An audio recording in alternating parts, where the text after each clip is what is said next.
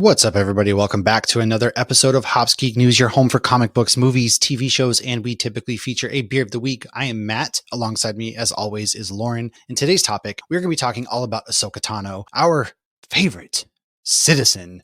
Of course, this is your first time hanging out with us, please go ahead, stick around, like, subscribe, share, follow, hit the notification button. Go ahead, drop a review, help the algorithm, share the good word of what we do here. We typically start off with our beer of the week, and then we go into what we've been reading or watching, where we give comic book recommendations and often movie, TV recommendations. And then we go into some news, followed up with our main topic, which will be time-stamped. Thank you guys so much for hanging out. It is Star Wars month. I'm in my Ahsoka Roosevelt's performance hoodie. And then I know Lauren's got her universe, because her universe also, if you don't know, Ashley Eckstein, that's her company who voiced Ahsoka in the Clone Wars and Rebels TV shows. Now, my beer of the week is from Burial Brewing out of Asheville, North Carolina. It is a measured precision of veracity IPA, 7%. Burial is one of my favorite breweries. I really, really absolutely just love them so much. And they do a lot of really good stuff out in North Carolina, especially when Asheville got hit. They did a lot for the community there. So if you like beer, support them. But this show is not specifically about beer. If you don't like beer, good news for you. We just like to talk pop culture. So I'm going to throw it to Lauren here in a second, who's putting her headphones back on after she put on her Ahsoka Tano sweatshirt, that poser. And Lauren, hi. Why don't you tell us all about her universe? You are no Jedi. You are a citizen. You've got your Ahsoka ears even. Yes, and my Ahsoka ears are actually her universe too. So Ashley Eckstein herself designed this. This used to be the only pair of Ahsoka ears you could get, and they were really hard to get. And now they make some other beautiful ones too that you can get at the parks. And yes, my I am no Jedi. I got this at Disney Springs. I love her universe. I'm obviously a sucker for it. They make gorgeous stuff, and it's your version, of Roosevelt's. Yeah, 100%. I love Roosevelt's. You love her universe. Maybe one day they'll come and do good things with us. I don't know. I will.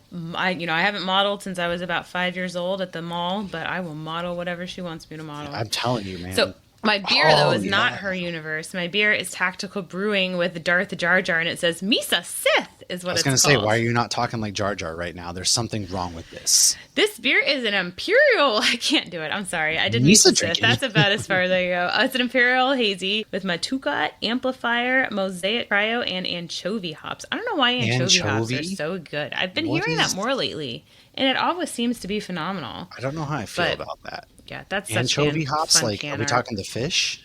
I don't know. Probably not. Well, let's hope not, because that's weird. But I bought this shirt too, and it's beautiful. But I don't have this shirt on. I do. I am jealous because me. I love some Jar Jar. I do have my Ahsoka little toy here, but yeah, that's. I have one too. Wait, which one do you have? I don't remember what the box is because I did it. Oh, you have mine's vastly different. Yours is better because yours is cartoon. Mine's actually Rosario from Dawson. Clone Wars. Not that I don't love her. Look at us. I do love them both, but my Leikus are. And I got a little. Mine's cartoon accurate. I have a bunch of my Legos. I have a few Ahsoka Legos as well, so no big deal. I also have her ship, her Lego ship from the Ahsoka TV show. And I have Ghost. So that's fun. You have Ghost. That wins. You have Ghost. You're right. I do. I automatically win. So let's go into what we've been reading or watching. Now, I have quite the list. You do, man. You killed it this week. I got a lot of comic recs for you guys this week, and I have watched a couple things, so we're going to kick it off. It's a Star Wars episode. I'm going to kick it off with Star Wars #1 from Marvel Comics. It is from Alex Segarra, Phil Noto, and Clayton Cowles. This takes place after Return of the Jedi. Now, the New Republic, I should say, is having problems getting planets to join them because they don't offer protection. They just aren't buying what the New Republic is selling. This was the one that's a spinoff of the New Comic Book Day, right? I think the New Comic Book Day had, I think, 3 different stories in it, and then it was said like to be continued in Star Wars #1. So I think the first one, and it has Luke in it and somebody else. Yeah, so Luke's in this, and then Luke's on a mission. Basically, they're flying around. They come upon an Imperial Star Destroyer ran by pirates, and they go down on a planet, chase this guy who sends Luke flying, and there's more to be discovered there. And Princess Leia is having a lot of her own problems with diplomacy. And then Han is off on his own mission as well with a bounty hunter. So it is definitely worth the read. It's taking place after Return of the Jedi with our characters. And I will tell you right now, like Phil really captures what there's a full shot of Princess Leia's face, and it looks just like young Carrie Fisher. I love when they do that. Yeah. It was beautiful. The art looks beautiful. So recommend that face arc between Harvey Dent And it's really a good character study into the mind of Harvey Dent and how sympathetic and tragic he could often be seen as. And the artwork by Fabio and Ivan is gorgeous. And what Christian Ward does, it's not action-packed necessarily. There are action sequences, and the way it wraps up, I did not see coming, so I cannot recommend that one enough. Another DC comic was Absolute Green Lantern issue number 2 from Al Ewing, Genoa Lindsay, and Lucas Gattoni.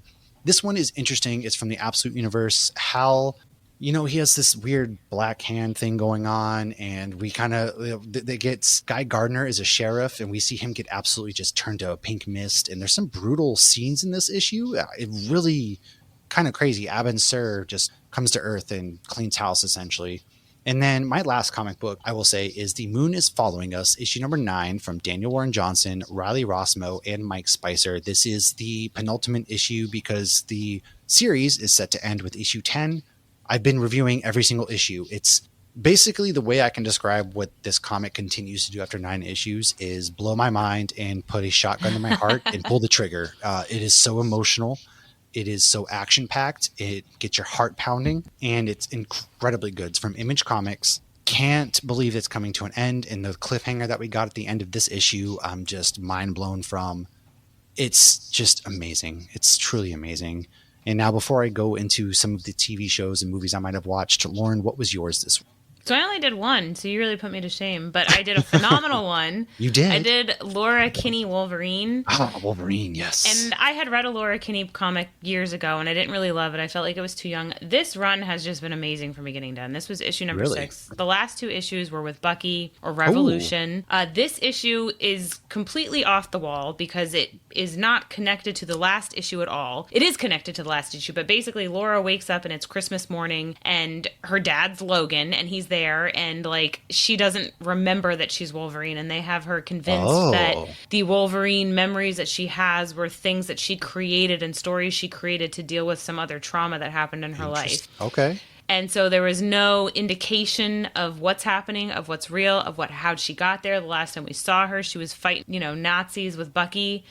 But I've just loved this comic, and the art has been phenomenal, and like the story has been great, and the just 2 of them are together are amazing. Like it starts off with like she left Krakoa and she doesn't know what to do because Krakoa fell, and obviously Laura is like hiding her feelings and her work, and she's just going to do whatever she can to help mutants. But she had like a team up with Daredevil, Elektra, and then she was with Bucky, and when she was Daredevil, or when she was with Daredevil, like Luke Cage was the mayor, and so it's just been so fun. So there's obviously that's cool a lot seeing of her with other Marvel characters. That's something you really don't get in a Wolverine comic. I really feel like is more normally Wolverine's either with the X-Men or by himself. And now I know this is a Laura Kinney, and so I think it's really interesting that they open it up to somebody like when are you going to see Daredevil and Wolverine together? So putting Laura and Elektra together is really kind of cool to me.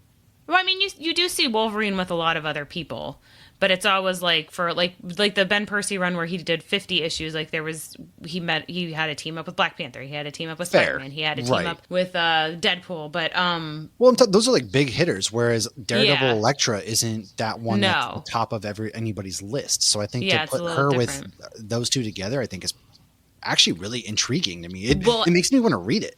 And you absolutely should. And I didn't really know much about Laura Kinney outside. It's always like, it's just the younger Wolverine. Oh, it's Wolverine's daughter. It's, it's a clone of whatever. But the way they're doing it, and like even when Bucky showed up, she's like, you were looking for my dad, weren't you? And he's like, I'm not going to lie, I was. He's like, but it worked out well that, I would kind of love to see those interactions in the MCU. I would love to see Daphne Keane come to the MCU. For sure. And I feel like that's when a comic book is so freaking good and the characters are so good that you're like, I want to see this play out on the big screen. Because that was my first thought, too. I'd love to see, old man Bucky. Because she's making jokes about him being old and, like, she's very clearly young. But, yeah, Daphne King and Sebastian Stan, get them together on the screen. That would be awesome. That would be cool. So that's awesome. Yeah, I'm loving that. That's Erica Schultz, Giada Belvisa. It's been fantastic. And I watched Dead City this week. Okay, I did a review on it. Walking Dead is back. Yeah, how'd you like it? It was really good. I thought it was a great introduction to season 2. I will say, I'm going to be completely honest. Like, we did get screeners for this, so I wrote the review and I did the reel. No big deal. When the 3, well, no, I'm disclaiming that because sometimes I feel like there's prejudice of like, well, you're going to hype it up so you get screeners next time. No, I'll be completely honest. When they did the spinoffs, I did watch all 3 without screeners, and Dead City was the least of the 3. The Negan and Maggie, or not Negan and Maggie. The Ones Who Live with Rick and Michonne was my absolute favorite. That was phenomenal. Then I liked Daryl Dixon, and then I liked Dead City last year, but I didn't love it. But I really liked this first episode. I like what they're doing. They're having people still drawn to New York City, despite the fact that it's covered in zombies and it's the apocalypse. There's still that appeal of people wanting to go to New York. It's still like, the greatest city in the world kind of thing, which I think is really cool. Mm-hmm. And they figured out a way to make electricity out of the methane from zombies. So they're lighting that's something I've never really seen before. Right, and they actually mentioned that at New York Comic Con, and they're like, if you pay close attention, there'll be a recipe for exactly how to turn zombies into electricity, and like and this was even in the trailer, so I'm not giving anything that wasn't in the trailer. Right. Like when they lit up Radio City Music Hall, I thought that was, so cool, because like when you see Radio City Music Hall, like what do you think of when you see that?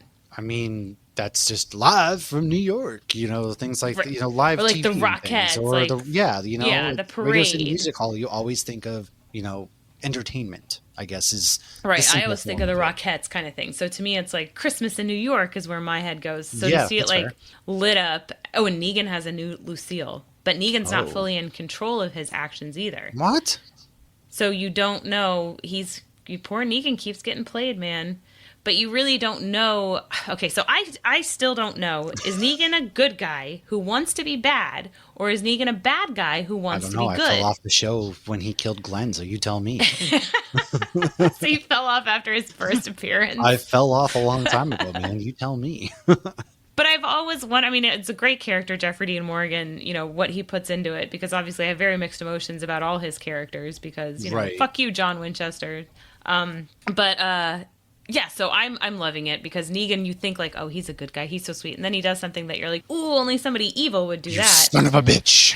Yeah, and Maggie clearly had some feelings of like feeling bad for him last season, but she still used him, but you can't blame her that she used him, and then Negan's kind of okay with the fact that she did use him. Weird. So it's complicated. I'm liking it. I haven't watched ahead. I gotta watch episode 2 before it comes out so I can write another review, but yeah. Gotta watch ahead. Yeah, I watched The Surfer starring Nicolas Cage. That was something that I watched before it came out. Did a little review.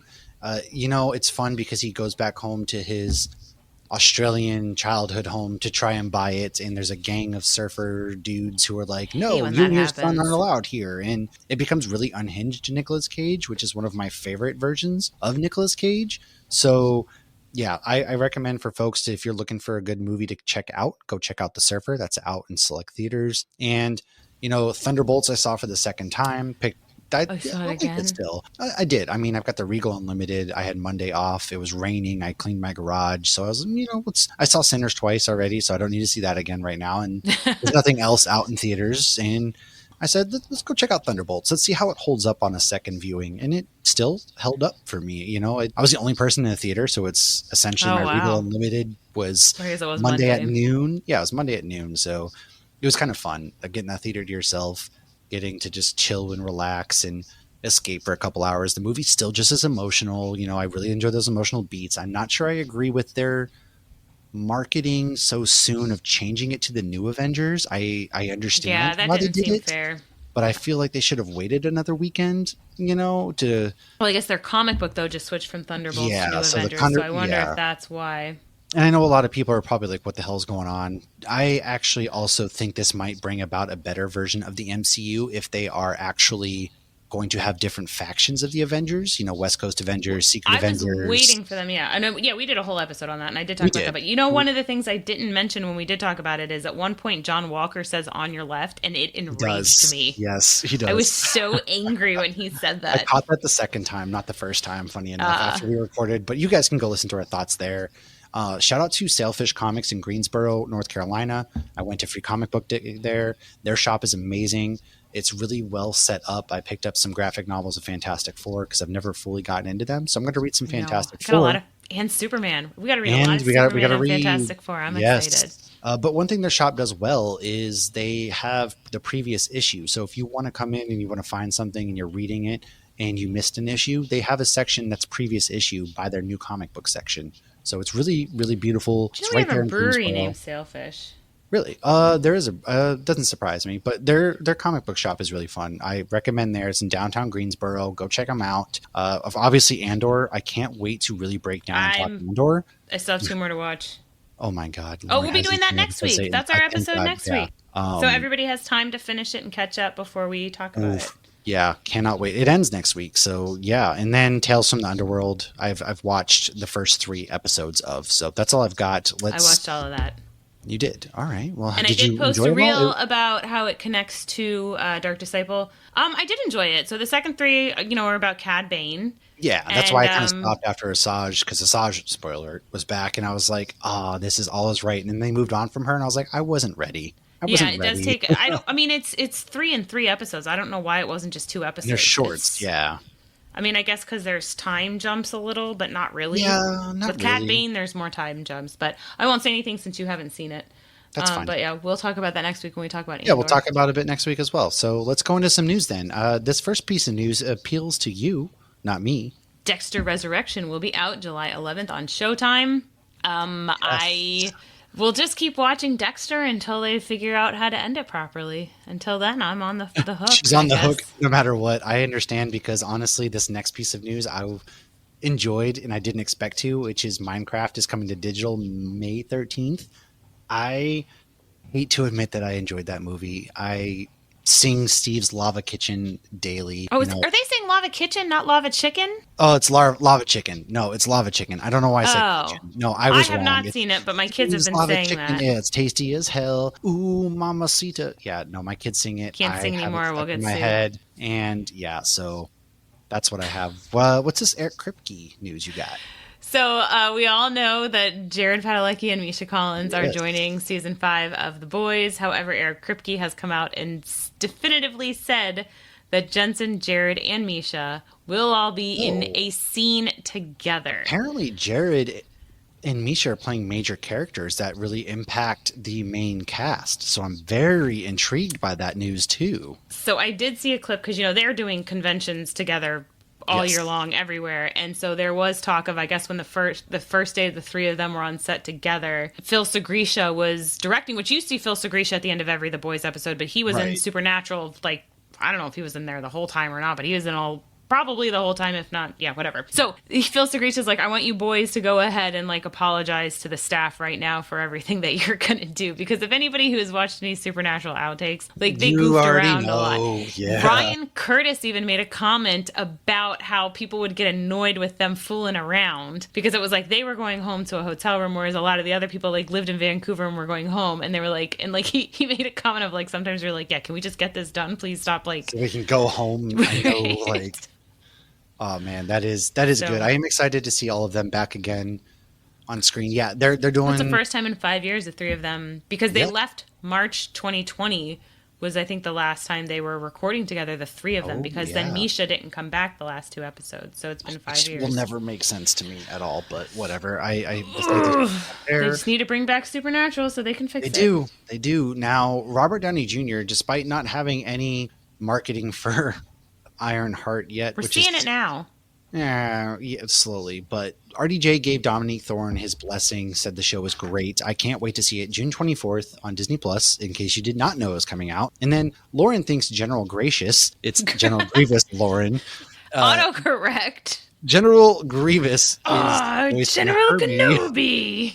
He's General Gracious. Maybe he's turned into a leaf. I don't know. He didn't actually die on General Gracious. He's just so thankful he survived Obi-Wan Kenobi trying to kill him. General Kenobi, the negotiator. Thank you for negotiating my life. Stupid autocorrect. Yes. Blame the autocorrect. Yes, as we all do. General Gracious. Oh my gosh. Well, folks, we're gonna go ahead and dive into Ahsoka Tano now. Get ready, as we are going to break down her appearances throughout her entire existence. We're going to talk about... It was a lot more than I thought it was. There's a lot. There isn't a lot, but Ahsoka is arguably both of our most favorite non-Jedi, because she's not technically a Jedi, but she's a Jedi. She's a Force wielder. I love her, okay? I would die for her and Mon Mothma today if they asked me to. So take that for what you will. We will be back in just a second. Hello there. We're back. We are just a couple of citizens back to talk about Ahsoka Tano and the cartoons. We're going to talk the live action. Lauren's going to break down the novel, and, going to dive into it. So voiced by Ashley Eckstein, and then played in the live-action version by Rosario Dawson, created by George Lucas and Dave Filoni.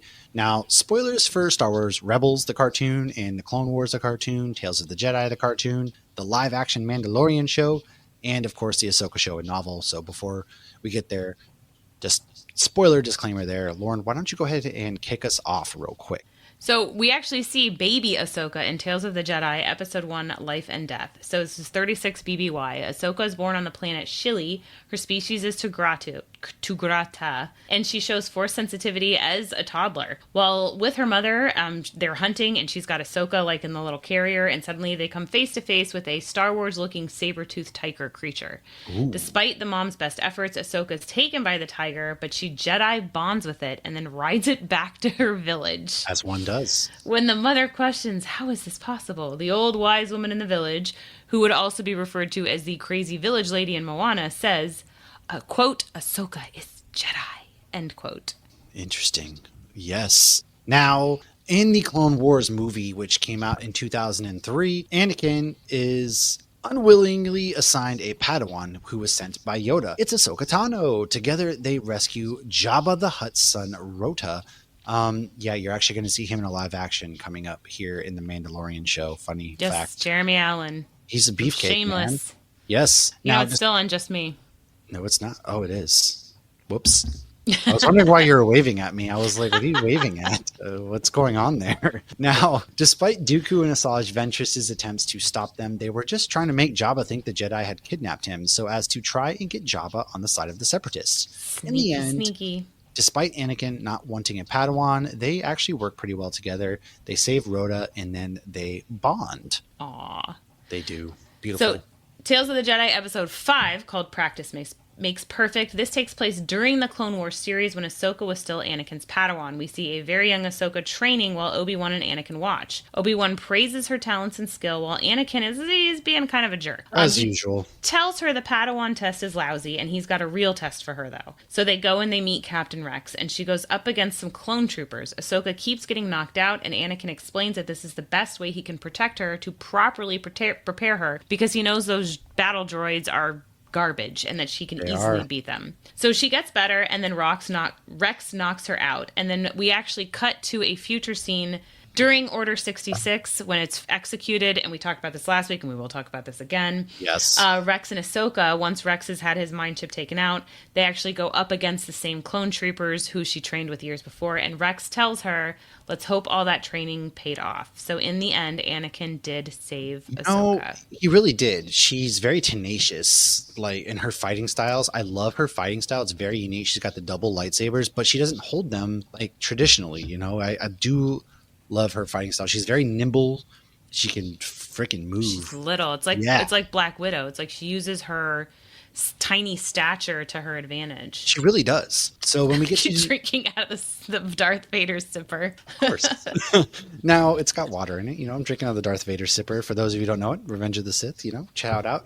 Now in the Clone Wars TV series, she's in 70 episodes total. So we're going to go ahead and try to keep the major moments in the Clone Wars, and below is actually the moments Disney felt worthy enough of making it onto the official StarWars.com page for the Clone Wars. Now, with her new master, who she calls Sky Guy, and who calls her Snips, Anakin and Ahsoka are in the Clone Wars. This takes place between episodes 2 and 3, with the last 4 episodes occurring during episode 3, Revenge of the Sith. We broke that down for you last week in chronological order. Good Lord. And now, during the Clone Wars conflict, Ahsoka is often fighting alongside a clone trooper, Captain Rex, who can actually be seen on Endor during Episode 6, Return of the Jedi. Shout out for you, Riley. Yeah, so we went ahead and there was a whole thing on our Discord movie watch with our Patreons. It was kind of funny. Some DT thinks, no, that's just a random guy. Riley says, no, it is. And I love that. It's No, retcon. I think Riley was saying it wasn't. I don't remember now, but he was getting mad that I kept saying it was Rex. In my heart, I believe it's Rex. I believe it's Rex. Who knows? I drink all day Sunday. I could be wrong. Even say that it's Rex? Like, didn't they just go out and say that? Yeah, no, that's Rex. Even though we clearly could come on, they weren't ever thinking that. That was just one of those past. I would say I can fact check it, but in my heart, the guy with the beard is Old Man Rex. And they did say that Rex was on Endor at the end of Rebels. Yeah, I'm gonna go ahead and say it's him. You know what? In my heart of hearts, it's him. My heart fact checked it, and it's true. Exactly. Now, At one point, Ahsoka saves Rex and fights off General Grievous. This gets her the respect of the clone army. Some people may know him as General Gracious. I said some people may know him as General Gracious, and I broke up. Awesome. Okay, I'm just going to mute myself. Man. Lauren makes a joke and she broke up. That's tough. It wasn't all peaches, though, because she was young and made some big mistakes as well. During her battle as commander, Ahsoka ignored a direct order to retreat, which cost a lot of clone lives that she was responsible for. Ahsoka learns quite a bit about politics through being friends with Anakin's baby's mom, Padme Amidala.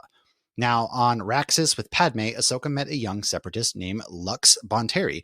They did some bonding, as the kids would call it, of course, and suddenly Ahsoka viewed the enemy a bit differently.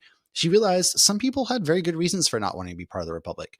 And that's one of the beauties about what this expanded universe of Star Wars does, is they really humanize and bring humanity to war. I mean, you hear stories in war all the time about people being human. Like, at the end of the day, we may be fighting humans on humans in real life, but you hear stories of, the soccer game on Christmas during World War One. I love that story. None of us want to be here. It's just we're at the mercy of because politics, you're fighting, the battles of the people who made the decisions that you're not in the room when they're making those decisions. Exactly. Like it just, yeah. So why don't you go ahead and talk about her leadership and how she grew up?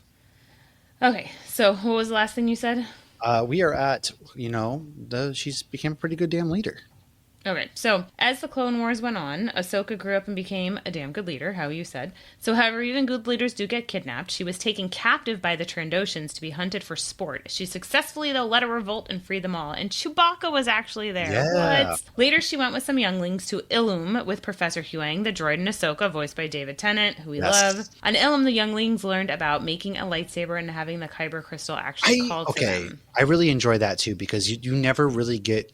Kyber crystals are pretty much the most important piece to a Jedi, because that's what gets your lightsaber going. And you never really, there's legends and stuff. So seeing the younglings go and hunt their own Kyber crystals and how they call to them, these are those things that Star Wars and Filoni did. The one kid had issues, right? Like it took him a while to find the Kyber crystal, or the one that was speaking to him. Yeah, exactly. And that's the beauty, again, the Force. These are the beautiful moments that, and so many of these beautiful moments that I love center around Ahsoka.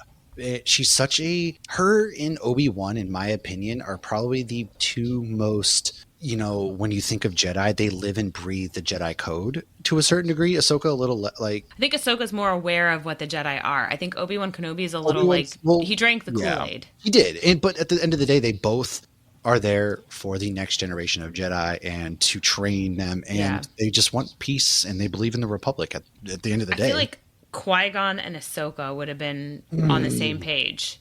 Because I feel like they were both very aware of the Jedi and the good they could do, but they weren't naive to the downfalls of the Jedi. No, and that's what I've always took issue with, is because the Jedi were so blinded to their own faults, and that's why they fell. And so you need people like Qui-Gon and Ahsoka. You do.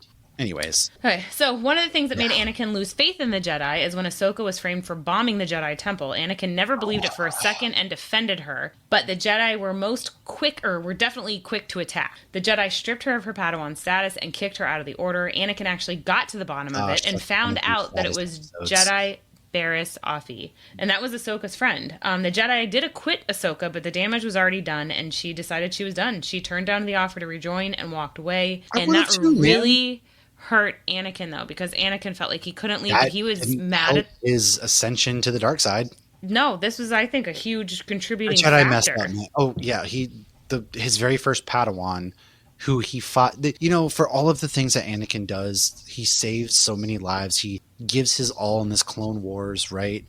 And they never trust him. And so for them to even turn their back on his Padawan and not listen to him and not have the trust of him, and then it comes to find out that, hey, they're wrong. And, even Mace Windu doesn't so much as even apologize, barely.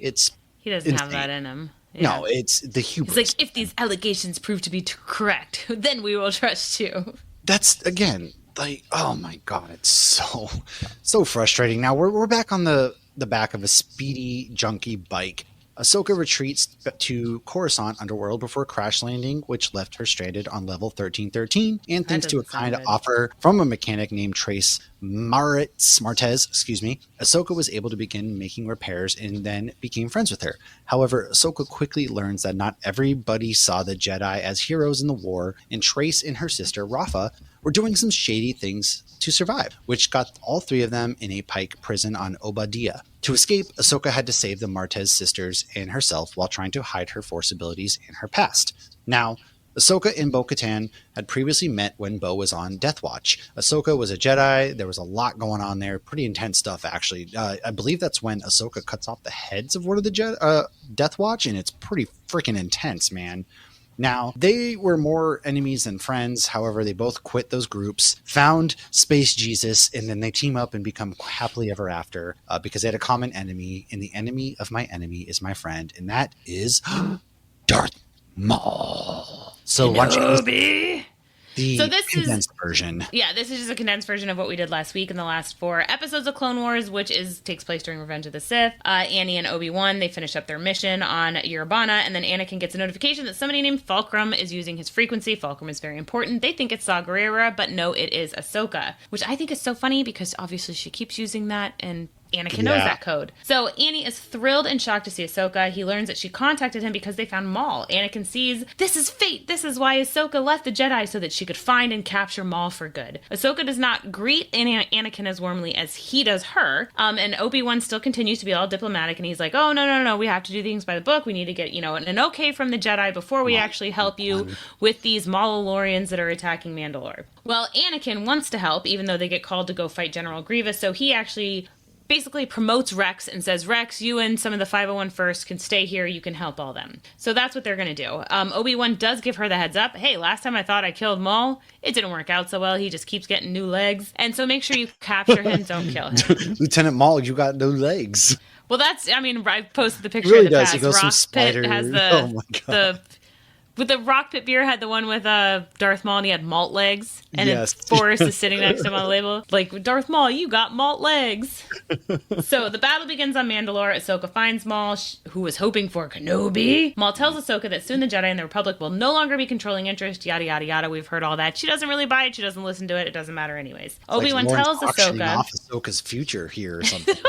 Well, because we got 5 credits. 5 credits. Okay, 5 credits. No, 6 credits. Oh, I got 6 credits. 6 credits to Maul. 6 credits to Maul. Because we covered this last week, so I just tried to do it very condensed because we can't skip this. It's a huge part of Ahsoka. What happens is Ahsoka and Maul fight, and they capture Maul. Ahsoka is on the ship. They both get a sense of the shift of the dark side. They sense the Force come through.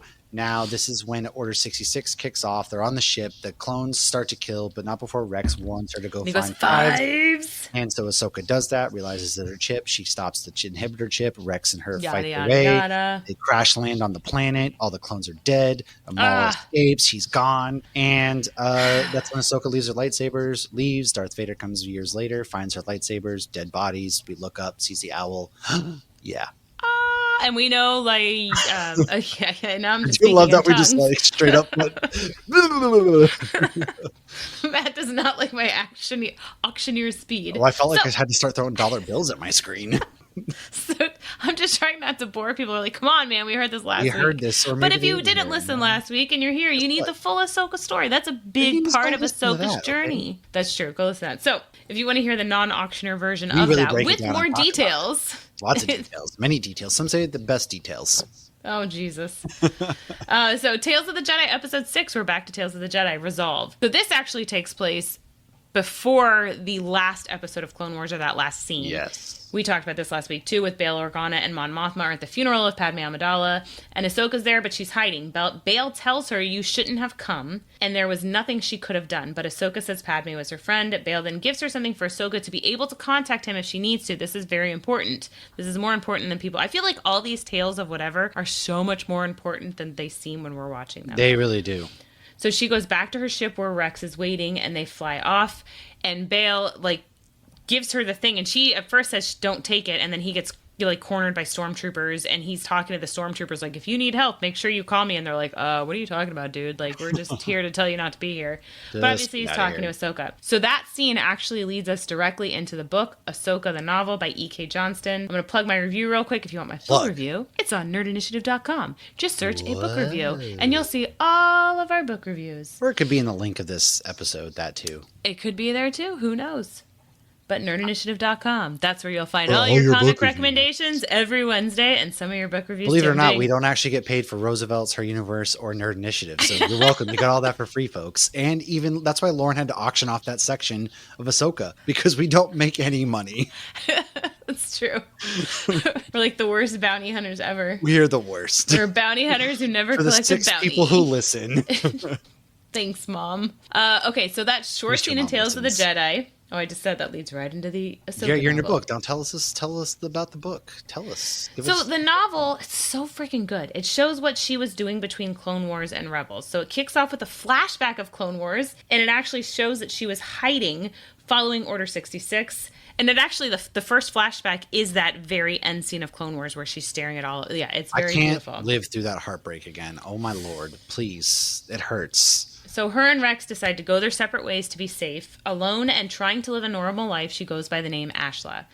So they wanted people to assume that they were both dead, which is why they chose to go their separate ways. She even left her lightsabers, like we said, near that mass grave. These were the lightsabers that Anakin had actually given back to her shortly before on Mandalore, and the ones that Vader finds, like we said. As Ahsoka is hiding, she makes friends and a life for herself, only to have the Empire show up on the planet she's hiding. She then, of course, finds herself fighting the Empire as they try and ruin the planet she is living on, because they're draining the resources to make, like, the military food caplets. Given no choice, she ends up showing her Jedi powers, making her an obvious target. Oh. Senator Bail Organa is looking at a report about this planet as he heard about the Jedi. A very young Leia is in the room, and this had to be because they make it very. This sounds important. So they make a comment in the book of like Bail like researching this and looking at Leia, and because the whole thing is Ahsoka had also come in contact with a child she thought had Jedi powers, and they knew the Inquisitors were now hunting down these kids. So I'm assuming they didn't spell it out, but Bail's looking at Leia thinking, this kid very well might have Jedi powers. Will they come for my daughter one day? Because obviously he knows who her father is. I don't know if you know this, but her dad was Anakin Skywalker, a very powerful what the Jedi. Hell? Spoilers, I haven't gotten a Return to the Jedi yet.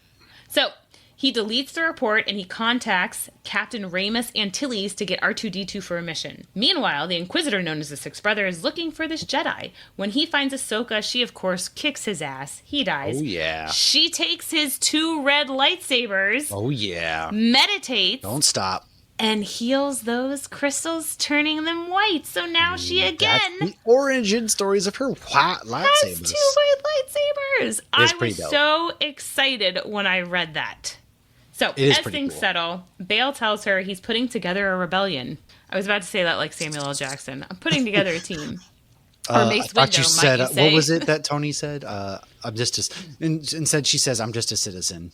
She tells him her new friends want to join, actually. And then she realizes she can't just hide. So she's down. She's ready for the rebellion, especially when he says he wants to protect Force-sensitive kids. Senator Organa officially inducts Ahsoka into the rebellion. And what does she tell her to call, or what does she tell him to call her?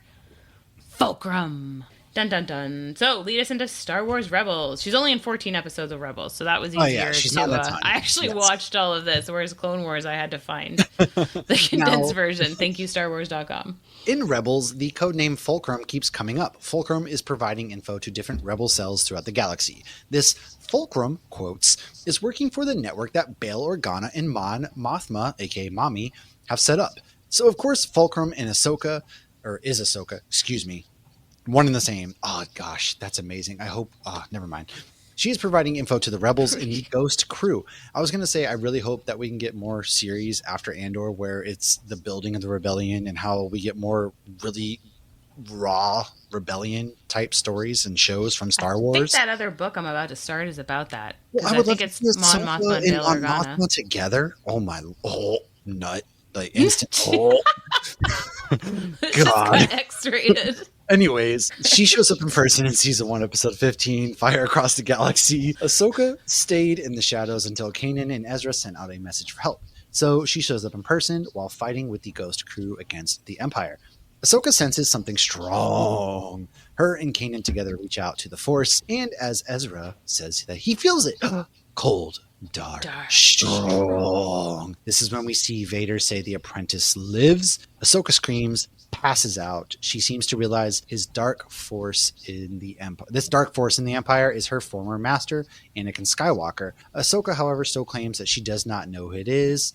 It's more of denial, like a lot of people kind of are. She feels it. She knows it. And then when she wakes up, she's like, I don't know what that was or who that was. Wow. You know Ahsoka. Now, Ahsoka and Rex, reunite in Rebels in a very tender, sweet moment as Rex is also working with the Ghost crew. Man, everyone out here, a lot of ghosts. I don't want to say anything because I haven't finished Andor. Okay. Ahsoka and the Rebels then go on a mission to rescue Force-sensitive younglings before the Inquisitors get them. Something Ahsoka did with Anakin at one point in Clone Wars. They rescued the children. Yes! Woohoo! Mission accomplished. We then see Ahsoka watching a hologram of Anakin as she tells Ezra how good, powerful, strong, and caring Anakin was. Ezra asks what happened to him. She says the last time she saw him, he was running off to save the Chancellor, and the Jedi were then defeated. Now, tough luck, buddy, as Kanan, Ahsoka, and Ezra struggle to figure out how to defeat these Inquisitors and essentially Darth Vader. Ahsoka mentions that this would be a time in the past that she would seek out Obi-Wan or Yoda for advice. Kanan responds, "Let's go ask Yoda."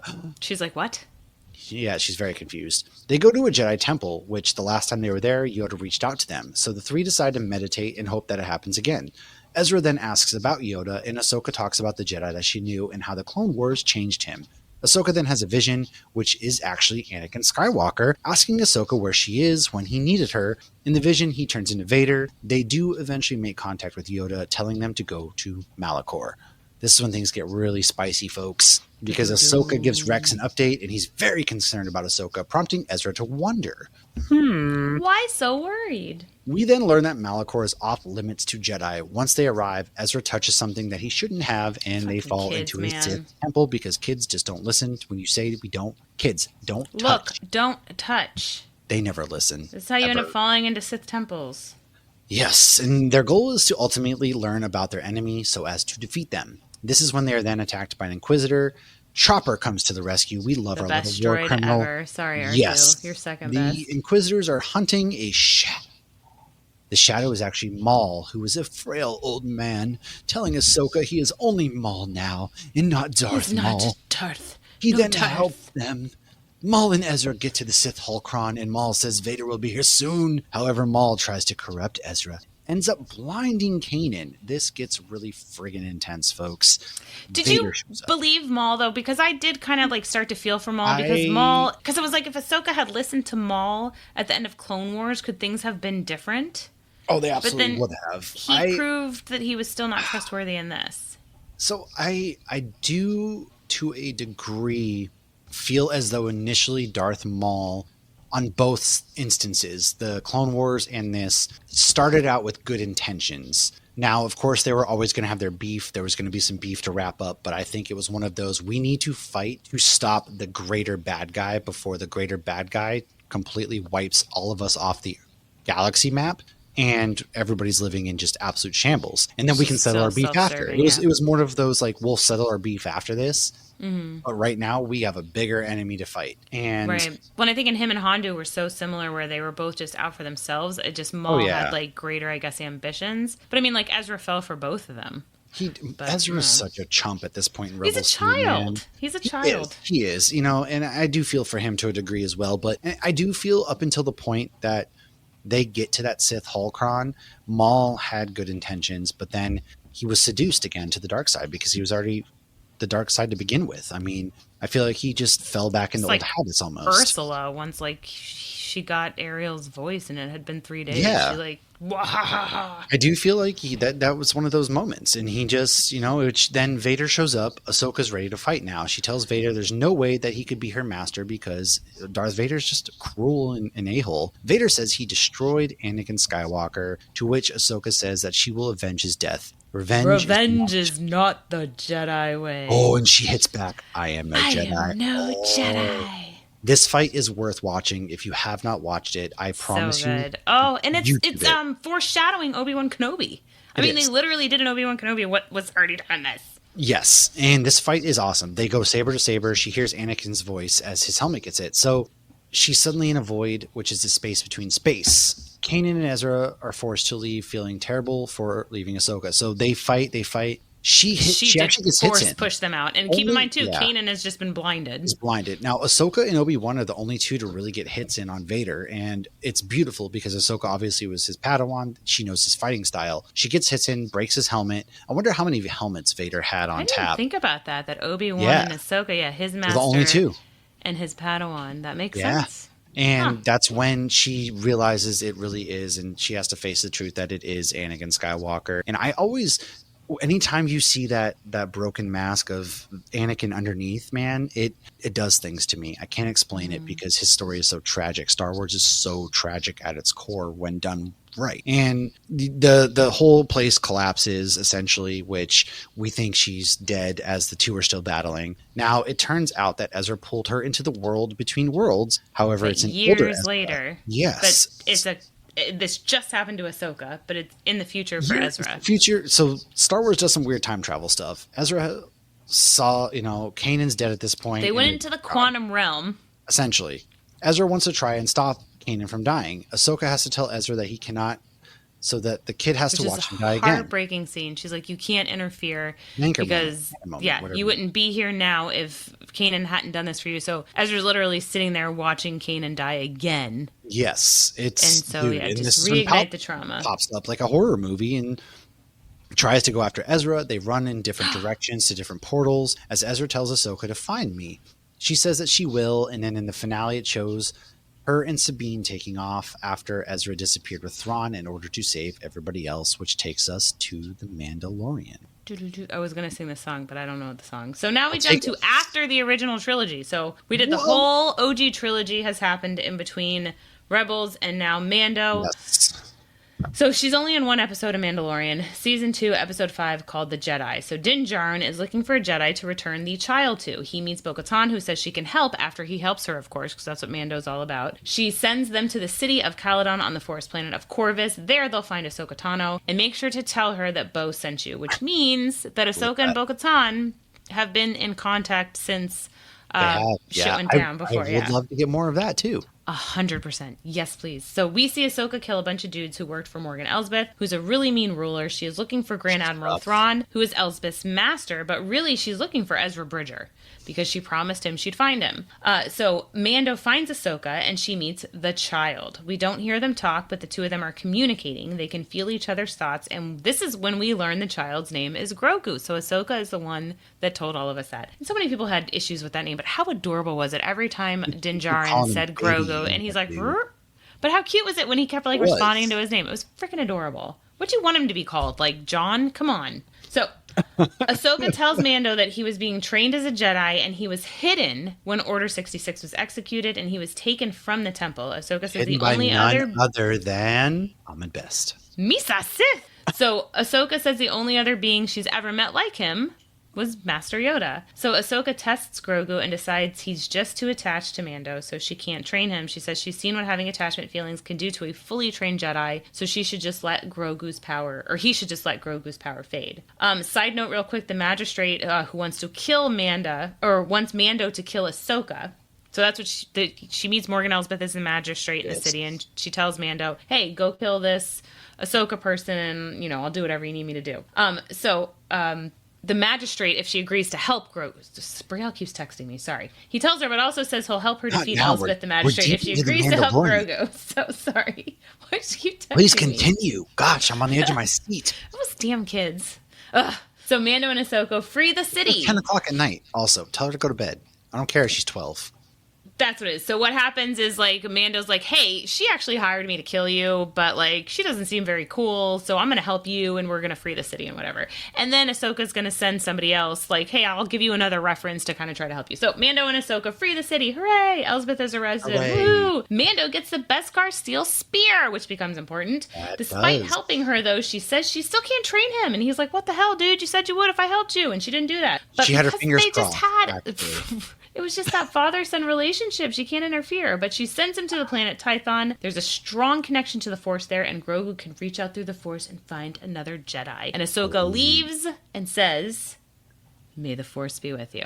Always. Always. Now, this is where we pick up the book of Boba Fett. She's only in it one episode. From the desert comes a stranger. Mando visits Luke and R2 to bring Grogu his new Beskar armor that he made from the spear. Ahsoka happens to be there, and R2 brings Mando to Ahsoka instead of Grogu. We learn that Luke is creating a school there, and Grogu will be the very first student. Right. Now, Ahsoka tells Mando that Grogu is doing well, but she won't let him see Grogu. Mando claims that he just wants to see that Grogu is safe.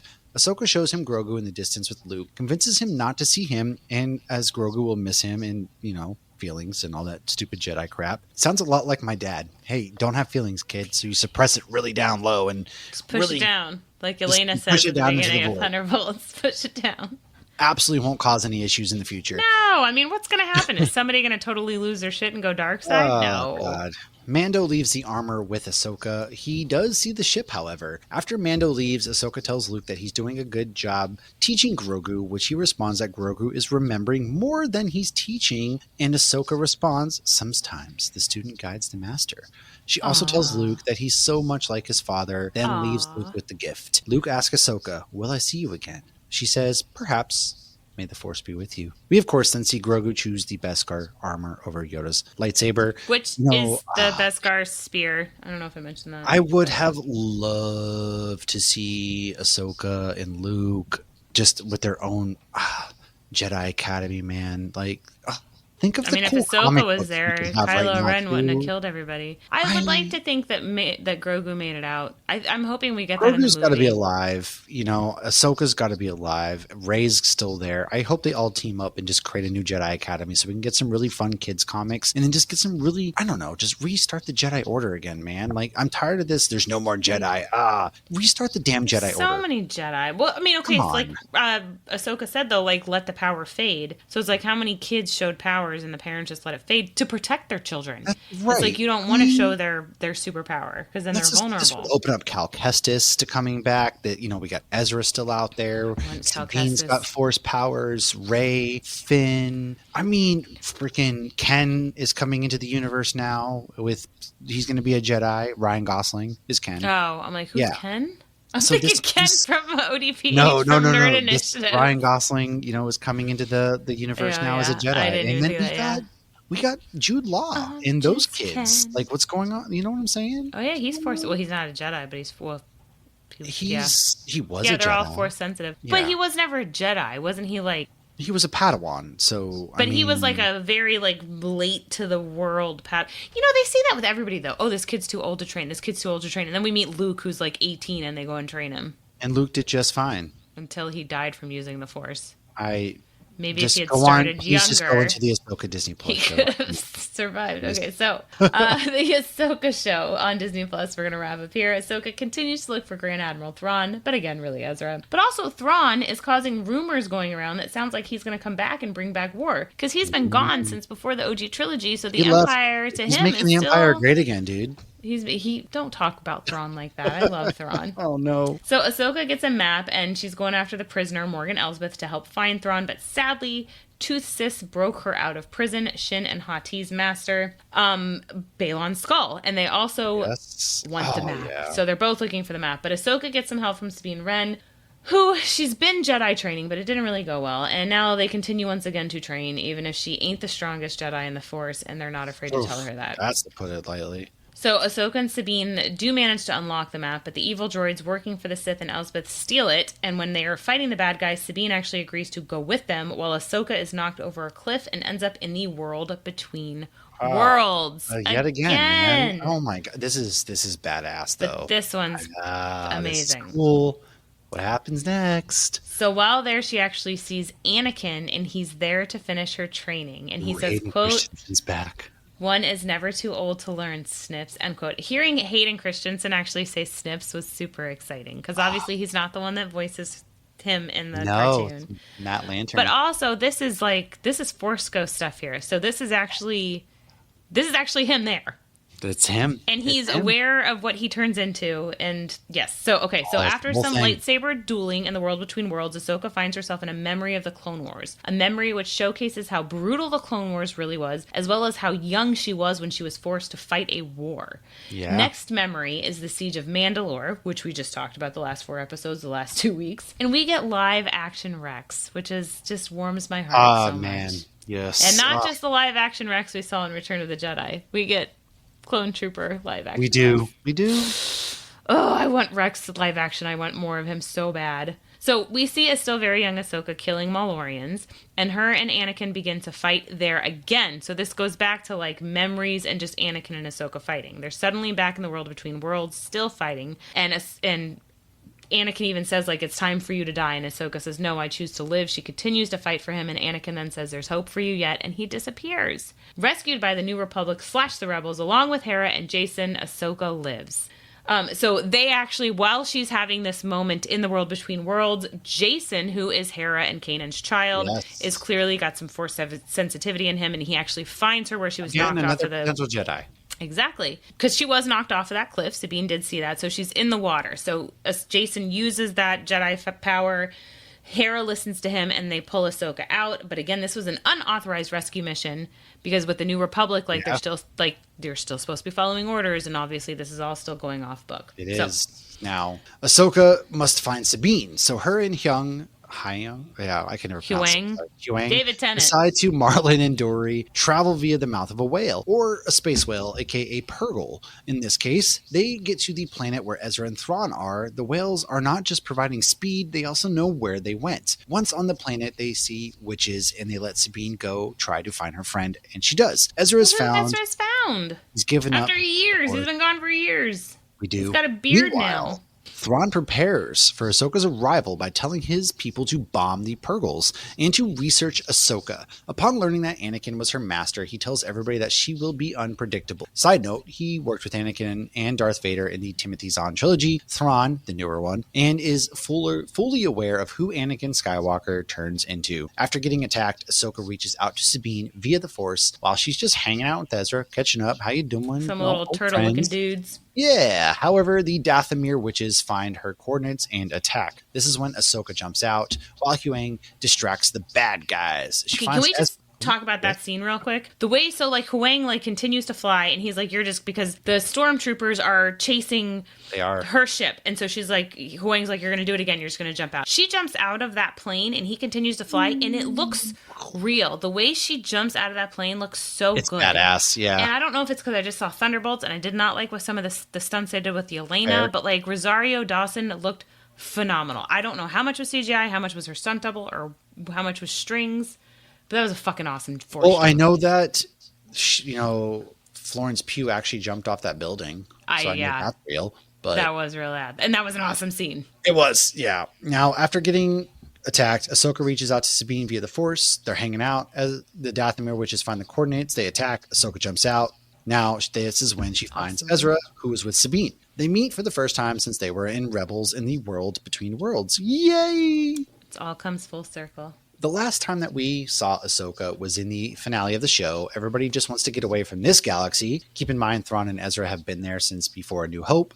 Ahsoka struggles with her relationship with her Jedi Master. She tells Sabine that Anakin was always there for her. This is a nod to him not doubting her when the Jedi accused her. However, Ahsoka does still struggle to always be there for Sabine. She promises she will be there for her now.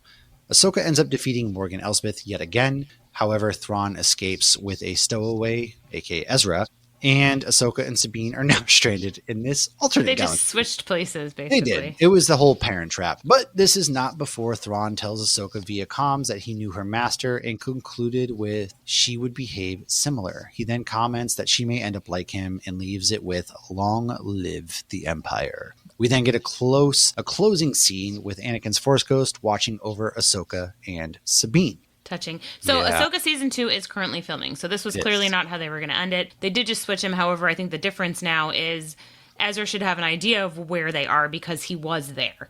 Whereas before they had no idea where he was for years and years. And that was, and that was the whole thing. Ezra couldn't defeat Thrawn. Right. So he's like, I'm just going to get you out of here. And it was the first time we ever saw Thrawn have any look of fear on his face.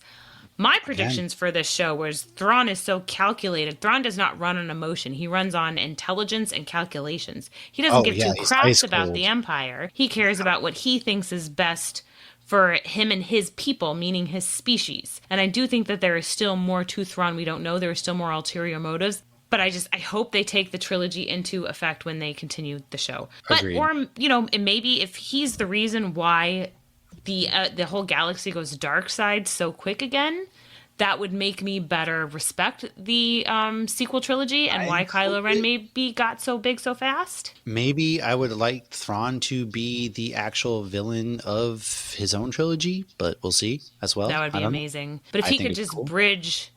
What if they come back into the future and it's post Last Jedi, Rise of Skywalker? I don't know. It won't be, but that would be cool. I don't know. Time's weird. The last time we actually hear anything from Ahsoka, though, is Star Wars Episode 9, The Rise of Skywalker. I can't even say it. Skywalker. So this never actually happened. The movie was snapped from existence. I was like, I didn't write that. She read it, though. Well, you can't argue with that.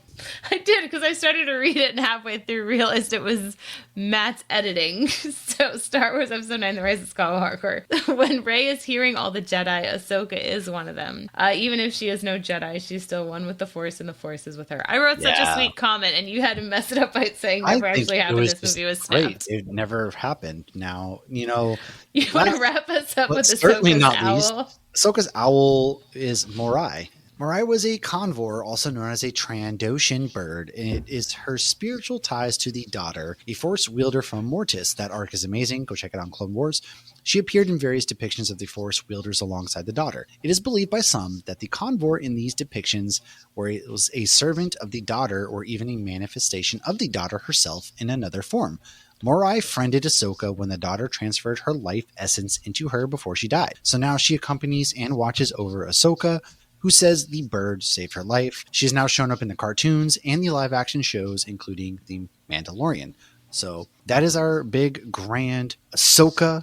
Big, you know, that's Ahsoka. We got you up there. So, Lauren, what's happening next week? Next week, we're wrapping up Andor. So we have not really talked about any of the episodes. I think there's 9 episodes total. So we'll be breaking down all of that and, you know, kind of just talking our thoughts and everything. Well, the last 3 air also tomorrow night when this drops. And so we will might even talk the entire season. Yes, there's a lot to go through, a lot that happens that will take us up to Wait, is there more next week? Yeah, there's 3 more. The finale's next week. Oh my, I thought the finale was already yesterday. Okay. So we'll have to wait to watch it, and unless you want to do the Gorham Massacre next week and then do Andor the following Either week. way, it's going to... Those are our last 2 Star Wars episodes this month. Surprise. Wow. Jeez, why you got to say that, man? May's already flying through. We've talked some Star Wars. If there's anything you guys want clarification on, questions, anything like that, go search Hopsgeek News. Do you want us to do an episode on Bo-Katan? We'll do it. We will do anything. You know, we'll try anything twice. You know, come over here, hang out with us on social medias, you know, Hopsgeek News.